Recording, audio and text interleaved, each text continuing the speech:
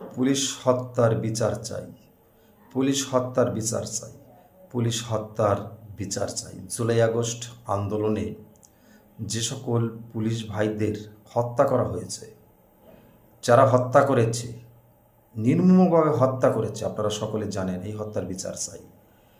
এ বিচার বাংলাদেশের মাটিতেই হবে, বাংলাদেশের আদালতেই হবে। আমরা আশা রাখি বর্তমান সরকারের সময়ই হবে।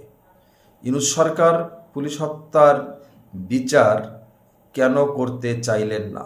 দীর্ঘ 17 মাস বিচার সংস্কার বিভিন্ন কথাবার্তা বলেছেন, সুন্দর নির্বাচন, শ্রেষ্ঠ নির্বাচন, এসব কথাবার্তা বলে তিনি বিদায় নিয়েছে।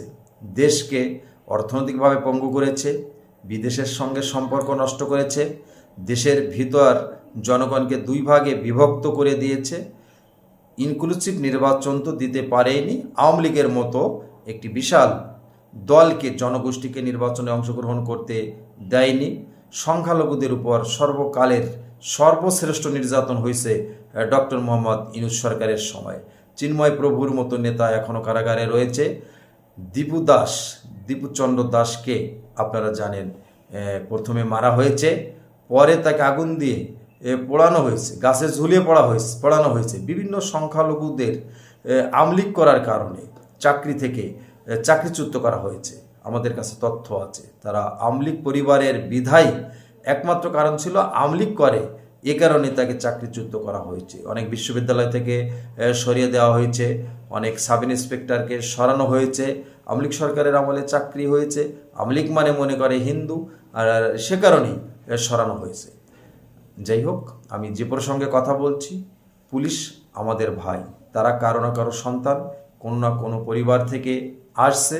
সরকারি দায়িত্ব পালন করা তাদের কর্তব্য। সরকারি দায়িত্ব পালনকালে তাদেরকে হত্যা করা হবে, হত্যা করা হলো, আর সেই বিচার হবে না, এটা মেনে নেওয়া যায় না। অতএব এ বিচার হতে হবে, বিচারের দাবি জানাচ্ছি এবং আমরা আশা রাখবো অবশ্যই বিচার হবে।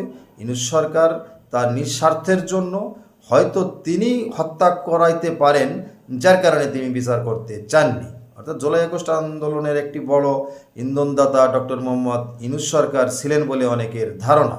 আর সেই আন্দোলন সফল করার জন্য পুলিশদের হত্যা করা হয়েছে, সে কারণেই হয়তো ইউনূস সরকার পুলিশ হত্যার বিচার চাইনি। আমরা পুলিশ ভাইদের হত্যার বিচার চাই, কারণ তারা এদেশের মানুষ, নাগরিক। আগে মানুষ, এরপরে পরবর্তীতে পুলিশ বা পদবি। আপনাদের মতামত অবশ্যই জানাবেন। সবাই ভালো থাকবেন। আজকে পর্যন্তই, নমস্কার।